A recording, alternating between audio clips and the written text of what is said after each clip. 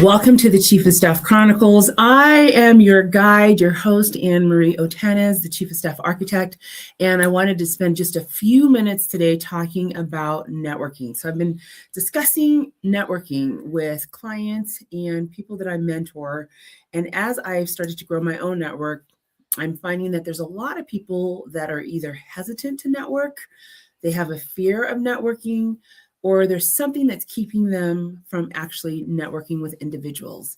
And there are so many platforms that you can utilize to network. I happen to use LinkedIn quite a bit to build my network. And what I wanted to do was share with you a few tips that have been successful for me. The reason that networking has become a topic that I've been discussing with individuals is because I've got some of my clients who are finding jobs. And as chief of staffs, one of the biggest things that you do is you're a people connector. You are networking with individuals.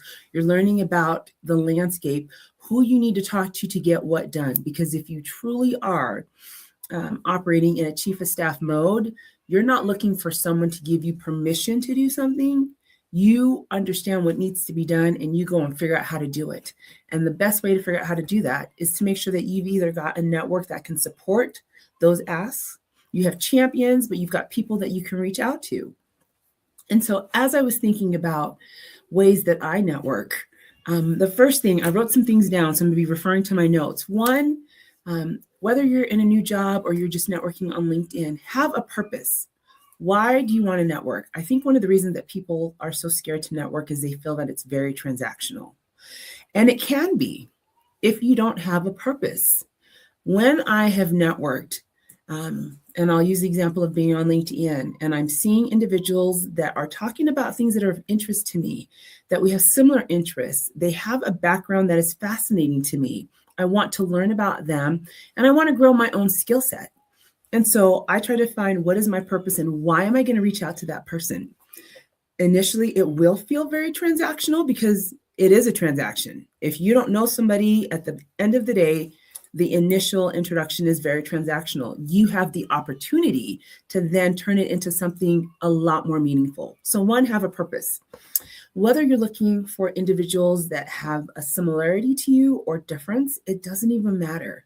Sometimes some of the best conversations and best learnings come from people that are diametrically opposite to you. And so look at somebody that might fill a gap that you struggle with. One of the people in my network is amazing when it comes to budgeting and financing. I am not. That is just not my superpower. I have other superpowers. And so the conversations we have when it comes to money, I always get new perspectives. And I'm always able to implement something new that I didn't think about or I just didn't know. I do have a network where I have individuals who have a lot in common with me, and I love learning the different nuances that they do their roles. I am very lucky that I know a lot of people who are chief of staffs in a variety of different industries. And so I get to see it from either a finance angle, an entertainment angle, a political angle, the military space. I happen to be very heavy in the tech space. And although everyone will hear this, no two chiefs are the same, there are some underlying things that all chief of staffs have to do. And understanding how that translates from one industry to another to another gives you greater perspectives and gives you an opportunity to do your job a lot more efficiently, because now you're not myopic with your view on how to do things, but you can pull from different ways that you learned how to do things. If you are meeting somebody for the first time, whether it's on LinkedIn or in your employment, don't ask for a lot of time. I typically start with just 10 minutes. Most people have 10 minutes that they're willing to spare. You want to be respectful of that person's time because they don't know you, especially if it's a cold contact. Within your work, you have a little bit more flexibility. But if you're doing a cold contact and they don't know you, you want to respect their time. And that's why it's important to have a purpose when you're having a conversation with that person. I remember the last contact that I had recently made, and she was one of my speakers, so I'm gonna call her out, Rachel, because it was just so fascinating. I'd seen things on her page that were so interesting, and I think I probably even asked for just 5 minutes. I don't know if it was even 10 minutes. Rachel might correct me and tell me something different. I always schedule 10 minutes, but I keep 30 minutes open because if you have met somebody that you want to have a longer conversation with. And our conversation went longer than 10 minutes. She had extra time. I had extra time. She has become a trusted advisor, friend, person in my network that I value her opinion and her perspective.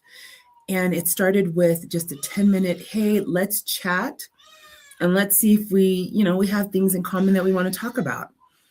It can be as simple as that. Don't make it hard. Now, on the flip side, sometimes within 2 minutes, it usually takes me about 30 seconds. You'll know if you're talking to somebody and you're like, this is not going to go anywhere. 10 minutes is a long time, but it's not a long time to make sure that this was a great conversation. Thank you so much. See you around on LinkedIn, and I wish you the best. And it doesn't have to be anything adversarial. It's just, I trust my gut a lot. The older that I get, the more I trust my gut most of the time.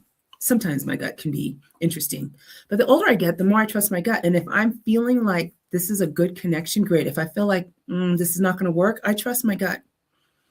And it doesn't have to be anything negative. It's just, it's not going to work. It's fine. No big deal. The other thing that's really important is make sure that you're going to make this beneficial for them. It becomes very transactional when you're the only one who is getting something out of the conversation. Think about your pedigree. Think about the things that you bring to the table. And as you're having conversations with that person, they're going to say things that are going to put a light bulb in your head and make sure that they are able to get something out of that conversation. When it becomes something that's very bidirectional, you really start to grow a professional relationship that could turn into a friendship that lasts for a very long time. I'm going to call out another person in my network, and she may laugh, but Libby, same thing. I think our first conversation, we were going to just talk for 10 minutes. We went for probably over an hour.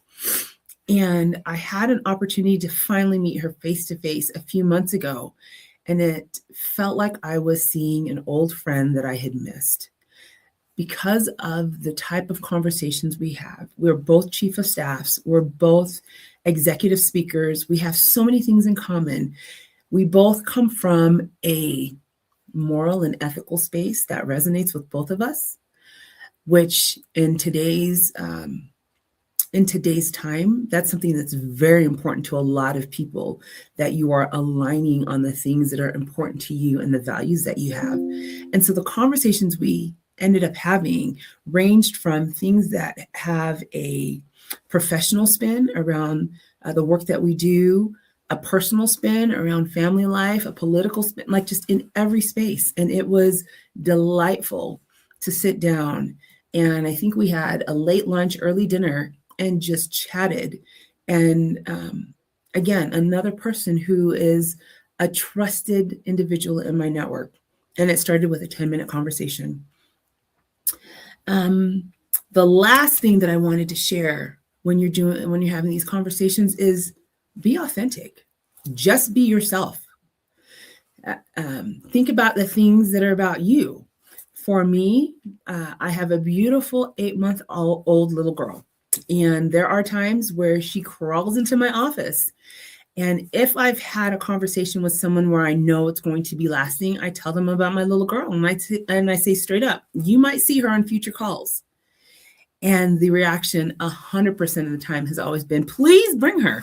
And sometimes I bring her right on that call. And then we have a moment where we are all about talking about my little girl. They tell me about their family. Now we're building a more holistic relationship that's not just based in one aspect of my life, which is professional, but every aspect of my life, as well as every aspect of their life. So be authentic, be you. You want to build a network that they can lean and support you, not only when you're having good times, but when things are rough.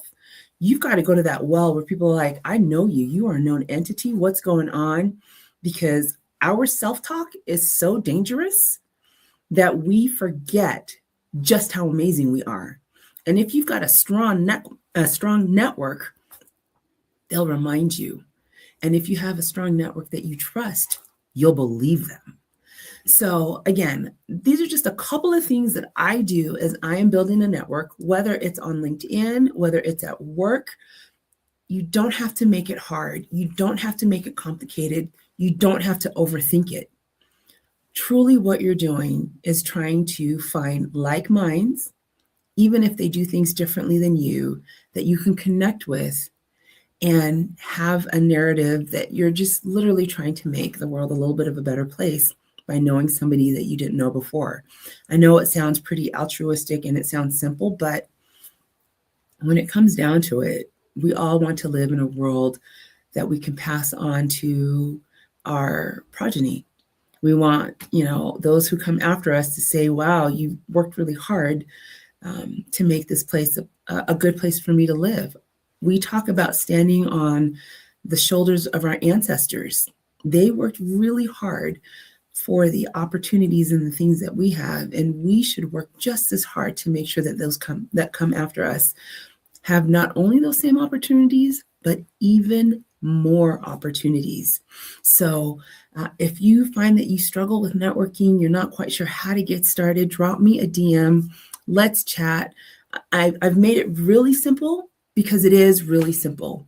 It's just that we get into our own minds, we get into our own ways, we complicate things, and then we miss opportunities that could have pushed us ahead in leaps and bounds.